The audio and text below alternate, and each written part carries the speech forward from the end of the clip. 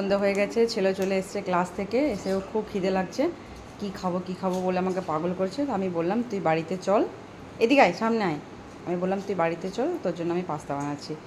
সে বলছে পাস্তার মধ্যে কিন্তু কোনো ভুট্টা দেবে না মা, তাহলে আমি খাবো না।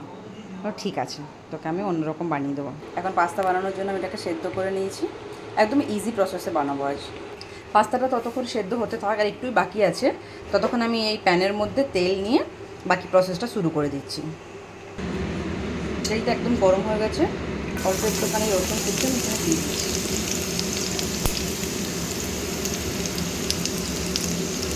রসুনগুলো হালকা ভাজা হতে হতে আমি টমেটোগুলোকে মাঝে মাঝে কেটে নিয়েছি, আর একদম অল্প একটু তেল দিয়েছি, এরকমভাবে রেখে ঢাকা দিয়ে দেবো।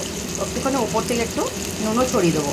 এটাকে এরকমভাবে ঢাকা দিয়ে নিয়েছি। যতক্ষণ এটা হবে, আমি পাস্তাটা সেদ্ধ হয়ে গেছে, ওটাকে আমি আলাদা করে নিই। পাস্তাটা এরকমভাবে তুলে নেবো এটাতে।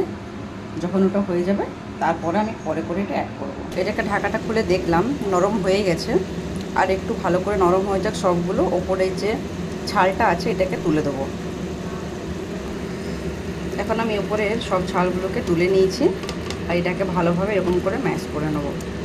এরপরে oregano, chilli flakes, mixed herb এগুলো অ্যাড করে দেবো। মিক্সড হার্ব আমি দিয়ে দিয়েছি, এটা অনলি।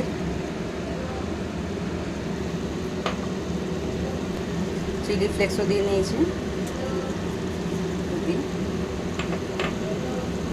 এখন এটাকে আমি ভালোভাবে মিশিয়ে নেবো। একটুখানি আমি গোলকি পাউডারও কিন্তু অ্যাড করেছি। পাস্তার স্টকটা কিন্তু আমি ফেলিনি, ওটা রেখে দিয়েছি, পরে ওটা আমার কাজে লাগবে একটু। পাস্তাটাকে এখন আমি অ্যাড করেছি, ভালোভাবে এখন মিশিয়ে নেব। এটাকে ভালোভাবে এখন আমি মিশিয়ে নিয়েছি। মিশিয়ে দেওয়ার পরে বেশ কিছুক্ষণ রান্না করবো এটা। বাড়িতে আমরা একটা শেজওয়ান সস বানিয়েছিলাম, ওটারও রেসিপি আমি আমার চ্যানেলে দেওয়া আছে, যারা যারা দেখতে চান ওখানে গিয়ে দেখে নেবেন।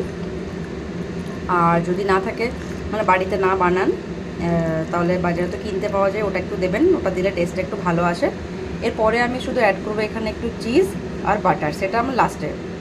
আর যারা যারা এখনও চ্যানেলটিকে সাবস্ক্রাইব করেনি, সাবস্ক্রাইব করবেন প্লিজ। আর ভিডিওগুলো ভালো লাগলে লাইক করবেন, শেয়ার করবেন, আমাদের চ্যানেলকে সাবস্ক্রাইব করে আমাদের পাশে থাকবেন। দেখা হবে পরের ভিডিওতে। আর হ্যাঁ, আপনারা কীরকম ভিডিও চান সেটা অবশ্যই কিন্তু কমেন্টে জানাবেন।